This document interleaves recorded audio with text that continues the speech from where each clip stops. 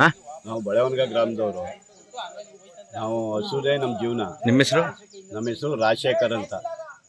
ನಮ್ಮ ಹಸುನೇ ಜೀವನ ಮಾಡ್ಕೊಂಡಿದ್ದು. ಪ್ರತಿನಿತ್ಯದ ಆನೆಗಳು ಇಲ್ಲಿ ಅಡ್ಡಾಡಿ ಹೊಡ್ತಾ ಇದ್ದು. ಫಾರೆಸ್ಟ್ ಡಿಪಾರ್ಟ್ಮೆಂಟ್ನವ್ರಿಗೂ ನಾವು ಕಂಪ್ಲೇಂಟ್ ಮಾಡಿದ್ದು. ಅವರು ಚಿರತೆಗಳವೆ ಎಲ್ಲನೂ ಇದ್ದೋ, ಎಲ್ಲನೂ ಕಂಪ್ಲೇಂಟ್ ಮಾಡಿದ. ಅವರು ಸರಿಯಾಗಿ ರೆಸ್ಪಾನ್ಸ್ ಮಾಡ್ತಾಯಿಲ್ಲ ನಮಗೆ. ಈಗ ಬಂದು ನನ್ನ ದನನ ಏಕಾಏಕಿ ನಮ್ಮ ಜಮೀನಲ್ಲಿ ಕಟ್ಟಾಕಿರೋ ದನನ ಏಕಾಏಕಿ ಗುದ್ದು ತೀರಿಸ್ಬಿಟ್ಟದೆ.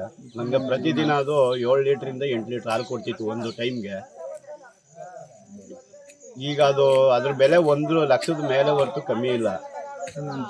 ಅದೇ ನನ್ನ ಜೀವನ ಇತ್ತು. ನಾನು ಅದಕ್ಕೆ ಬೆಲೆ ಕಟ್ಟೋಕ್ಕಾಗೋದಿಲ್ಲ.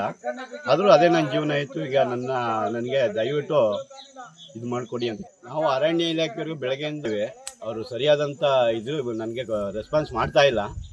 ಅದು ಒಂಟಿ ಸಲಗ ಬಂದು ಅದು ಅವರು ಈಗ ಒಡ್ಡಾಡಿಸ್ಕೊಂಡು ಓಡಿಸಿ ಹೋಗಿದ್ದಾರೆ.